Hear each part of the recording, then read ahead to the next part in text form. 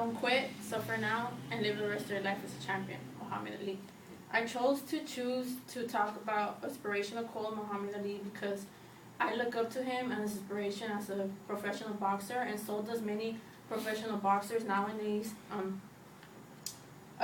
This pair of boxing gloves, to many of you guys, could just seem like a pair of boxing gloves. I believe it takes the right person to actually find and identify yourself with the gloves. Like, for example, me, and for example, like many other professional boxers like Manny Pacquiao, Oscar de la Hoya, Mayweather, Muhammad Ali, etc., etc. By learning more about the boxing gloves, you will understand the true meaning behind them. First, I will discuss the boxing gloves, how it represents culture, and then I will discuss how I identify with boxing gloves. Well, the first boxing gloves were created in ancient Greece and were nothing like this. They didn't even look like this. It was just pieces of cloth put together and were used to protect fighters' hands. After it was developed into a more way to cause more damage when they inserted metal for the opponent's face to be like, really messed up.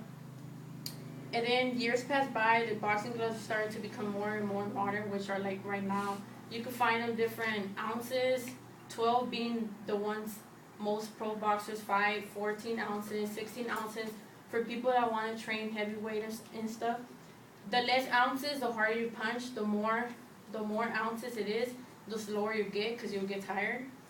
There's different colors, different styles, all to like personal choice. I believe boxing could help you become a better person like it did to me. It's a good stress reliever in cases like having problems at home. Just go to boxing, punch the bag, get your anger out. Many people do not practice the sport boxing because it's a really dangerous sport. You don't know if you're going to come out of the ring alive or not. Not only does it cause death, but it could also cause like harms to the body. You could ask any person who practices boxing or any professional boxer, and they will tell you something like boxing gloves are life.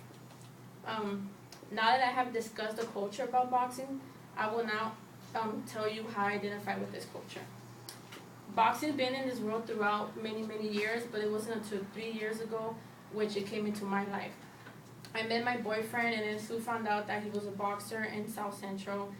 And then one time he told me, oh, come on, let's just go watch me train. So I just sat there and I was like, oh, this is boring. Like, I don't get the point in just putting a pair of gloves, punching the bag. Like, why do you do that?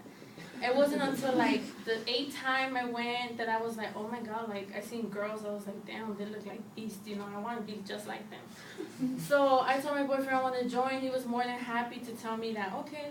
So we looked for a gym that was closer to our house so it wouldn't take time off our schoolwork. And we signed up, and I was like really shy, like I didn't know what to do. They told me, oh, shadow box. I'm like, what the hell is that? And they're like, oh, you gotta throw your punches looking at yourself in the mirror like you're punching your opponent. And as time went by, I started to fall more and more in love with the sport. It was just like something I could not do, something I like could no longer do. Like I do it 5 times a week except for Saturdays and Sundays. So it's just like right after school, go home, eat, and go to boxing.